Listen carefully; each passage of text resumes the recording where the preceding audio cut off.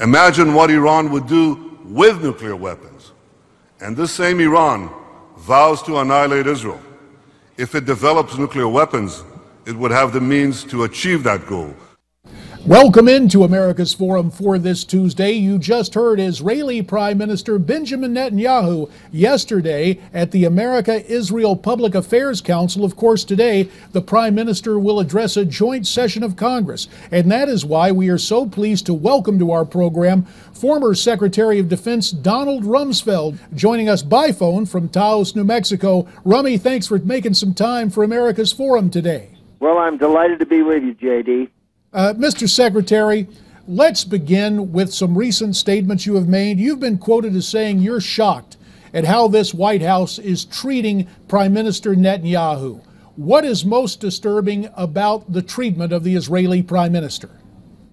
Well, first of all, we've had, ever since the presidency of Harry Truman, we've had a bipartisan relationship with the state of Israel that's been strong and healthy and steady. And today, if one looks at that relationship between the president and the prime minister, it's probably as bad as I've ever seen in my adult life, and I'm 82 years old. It seems to me unfortunate for several reasons. First of all, the undiplomatic way that the White House is handling this visit is unfortunate.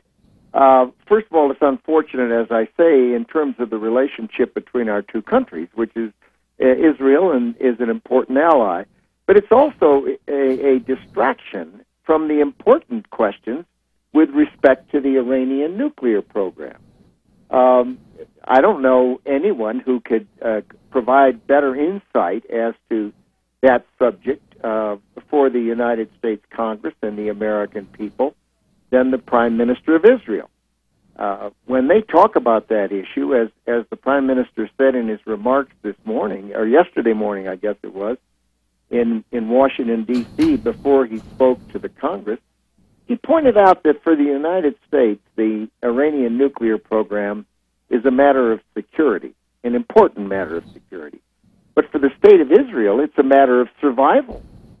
The Iranians have repeatedly said they want to eradicate or incinerate or shove the state of Israel into the sea. Iran is supporting terrorism in a great many countries across the globe. And it seems to me that to behave the way the White House is behaving to the state of Israel is unfortunate and, as I say, a distraction from the important questions. Mr. Secretary, you and I were both honored to serve in the Congress of the United States, albeit at different times. You're well aware of the fact that there was some controversy involving the invitation issued by Speaker Boehner to Prime Minister Netanyahu. How do you view that invitation? Well, I think I guess it was Susan Rice or Samantha Powers out of the White House said that I think that their comments reflected an imperfect understanding of our Constitution. There's no question but that the Congress has a role in the foreign policy, national security decision-making, at least in two important respects. First, it's the United States Senate that has to ratify or not ratify any treaty. Second, it's the United States House of Representatives, as you and I know well, that has the constitutional responsibility to initiate all money bills. There is certainly nothing at all improper for the Speaker to invite a foreign dignitary to speak to the joint session of the Congress. And I don't understand why the White House decided to make a big flap about it. I think that Prime Minister Netanyahu was correct yesterday in his remarks in Washington when he said that this was the most publicized speech in history that's not yet been made. So all they've managed to do is call a great deal of attention to the speech. If push comes to shove, Mr. Secretary, do you believe Israel will go it alone and attack nuclear installations if they continue to be built by Iran? Well, the short answer is yes, I do believe they will. But that portion of Netanyahu's speech yesterday, I thought was particularly interesting because it pointed up several occasions when the United States and Israel had somewhat different perspectives. And it goes back to that fundamental question that the kinds of things that are being cited there are matters of important security interest to the United States, but in most instances they involve the survival of the state of Israel. And a country that is looking at its survival reacts somewhat differently to a country that's looking at its security interests.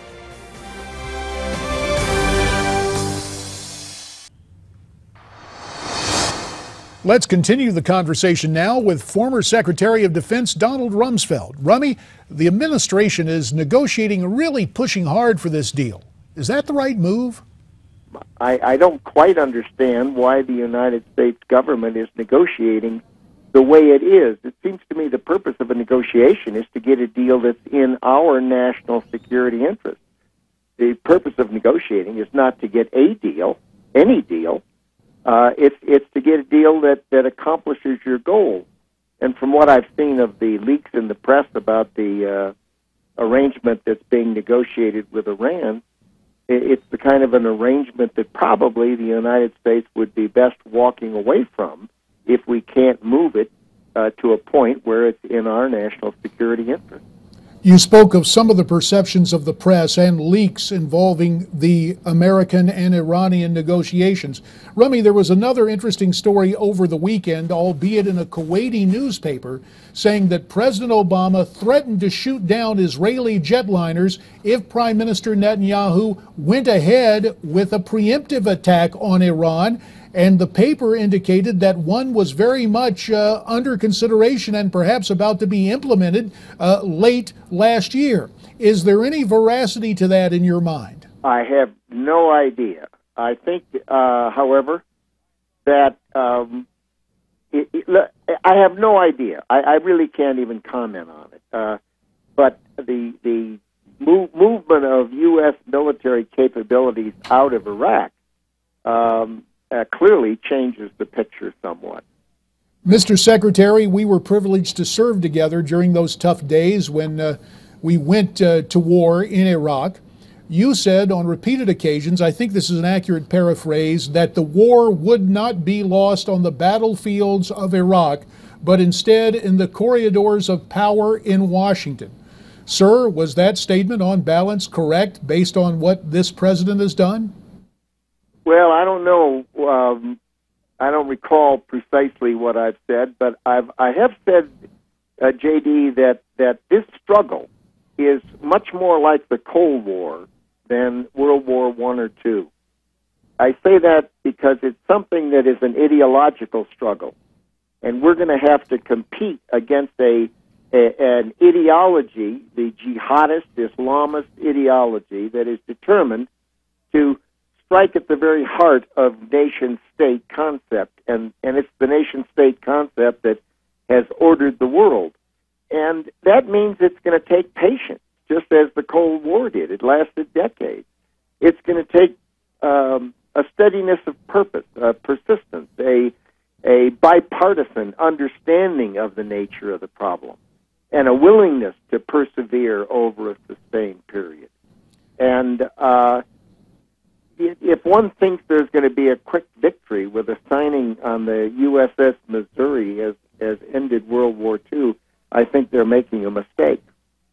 Rummy, you and I first met. You were a private citizen. I was a new member of Congress, and you had served on a panel assessing military threats, specifically those involving Iran.